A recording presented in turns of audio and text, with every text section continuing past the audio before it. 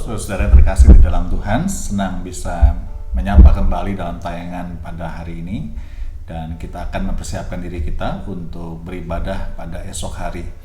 Dan sebelum kita beribadah esok hari, saya mengajak kita untuk merenungkan satu bagian firman Tuhan yang diambil di dalam Yohanes pasal 14 ayat 1 sampai dengan ayat 4 yang berbunyi demikian. Janganlah gelisah hatimu, percayalah kepada Allah, percayalah juga kepadaku. Di rumah Bapakku banyak tempat tinggal. Jika tidak demikian, tentu aku mengatakannya kepadamu. Sebab aku pergi ke situ untuk menyediakan tempat bagimu. Dan apabila aku telah pergi ke situ dan telah menyediakan tempat bagimu, aku akan datang kembali dan membawa kamu ke tempatku, supaya di tempat di mana aku berada, kamu pun berada. Dan kemana aku pergi, kamu tahu jalan ke situ. Ya, saudara yang terkasih di dalam Tuhan, saya percaya hampir semua kita pasti memiliki yang namanya ketakutan dan kecemasan di dalam hidup. Mungkin takut akan masa depan, mungkin cemas bagaimana pekerjaan dan usaha kita, mungkin khawatir bagaimana pendidikan anak kita. Apalagi di dalam masa-masa pandemi ini. Bukankah rasa cemas dan takut itu begitu akrab dengan hidup kita? Kita mungkin mulai berpikir dan bertanya-tanya, sampai kapan ini berakhir? Sampai kapan saya bisa kembali hidup normal? Dan pertanyaan-pertanyaan yang lainnya. Dan sayangnya saudara, tidak seorang pun bisa memberikan jaminan. Pemerintah, siapapun, tidak bisa memberikan jaminan. Tapi kita bersyukur hari ini firman Tuhan di dalam Injil Yohanes 14. Diceritakan bagaimana murid-murid Tuhan Yesus saat itu juga cemas dan takut. Oleh karena Tuhan Yesus mengatakan bahwa dia akan mati dibunuh. Tentu perkataan ini begitu mengagetkan. Begitu memberikan ketakutan dan kecemasan yang luar biasa bagi para murid. Selama ini mereka dibimbing, selama ini mereka dipimpin, selama ini mereka merasa aman dan terlindungi oleh karena sosok guru mereka, Tuhan Yesus. Tapi saudara, kita melihat bahwa Tuhan Yesus di sini memberikan sebuah solusi, memberikan sebuah jawaban untuk menghilangkan rasa takut dan cemas mereka. Apa itu saudara? Yesus berkata di ayat 1 tadi, janganlah gelisah hatimu, percayalah kepada Allah, percayalah juga kepadaku.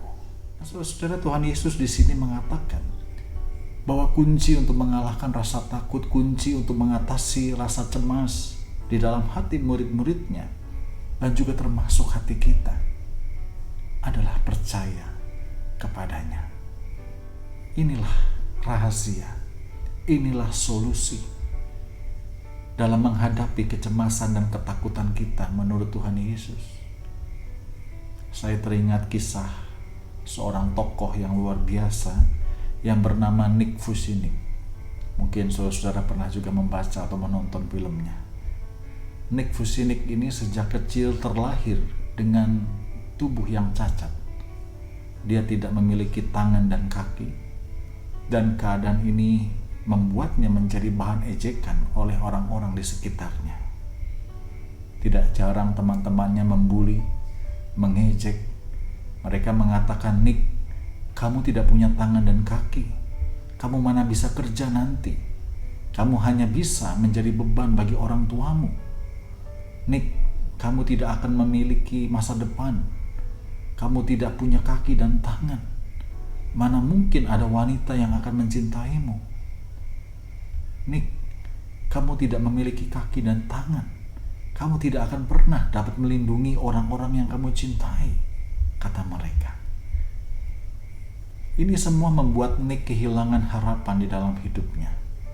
Dia merasa hidupnya tidak lagi berarti. Sehingga pada umur 8 tahun, Nick memutuskan untuk bunuh diri.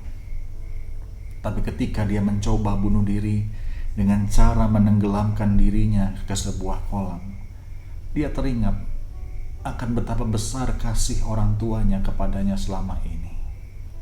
Nick menjadi sadar kalau dia mati saat itu, tentu hanya akan menambah kepedihan dalam hidup orang tuanya. Oleh karena itu Nick membatalkan niatnya untuk bunuh diri. Singkat cerita, pada suatu hari Nick membaca Alkitab dan menemukan kisah tentang seorang yang buta sejak lahirnya. Pada kisah ini orang-orang bertanya kepada Tuhan Yesus, "Tuhan, kenapa orang ini terlahir buta? Apakah karena dia berbuat dosa, ataukah karena dosa orang tuanya?"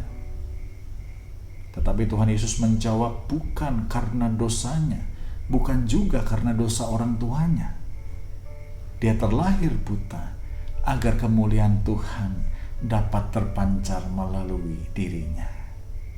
Setelah itu Tuhan Yesus menjamah mata orang itu, dan orang itu menjadi celik kembali dan dapat melihat.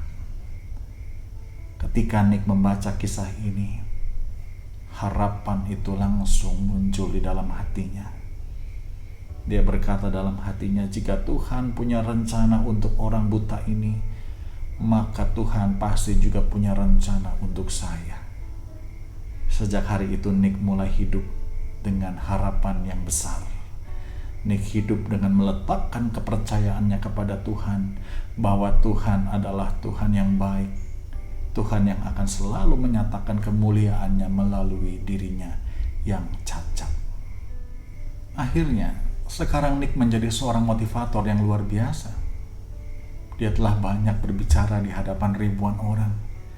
Dia telah banyak diundang ke berbagai negara.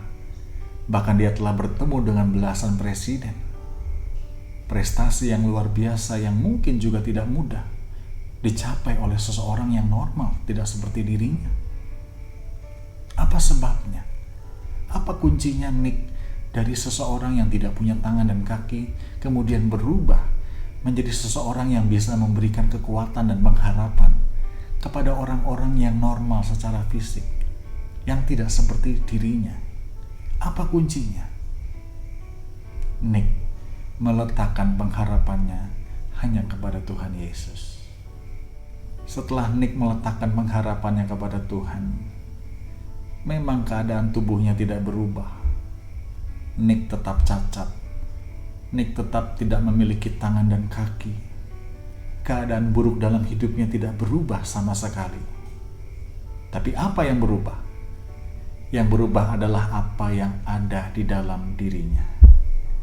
Nick yang tadinya tidak memiliki pengharapan, Nick yang tadinya tidak memiliki dan tidak melihat masa depan, tapi kini memiliki pengharapan penuh di dalam Tuhan Yesus yang terus menyertainya di dalam setiap keadaan.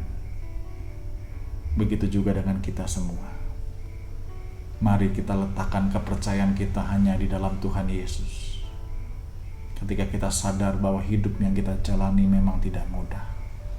Ketika kita sadar bahwa pergumulan tidak bisa kita hindari, khususnya di dalam masa-masa pandemi ini. Biarlah suara Tuhan Yesus terus menyapa dan bergema di dalam hati kita. Janganlah gelisah hatimu. Percayalah kepada Allah, percayalah juga kepadaku. Bukankah ini relevan dengan hidup kita sekarang, saudara-saudara? Kita semua, Anda dan saya, harusnya menjadi anak-anak Tuhan yang berani menghadapi hidup. Menjadi anak-anak Tuhan yang berani menghadapi pergumulan seberat apapun. Kenapa? Karena sekali lagi, Tuhan Yesus yang akan menguatkan, menopang, yang melangkah bersama kita untuk melewati semuanya dengan baik, seperti Nekvis ini. Selamat beribadah esok hari, selamat merenungkan firman Tuhan dan menghayatinya, dan melakukannya dalam hidup kita hari demi hari. Tetap sehat, tetap semangat, dan tetap bersuka cita. Tuhan Yesus memberkati. Amin.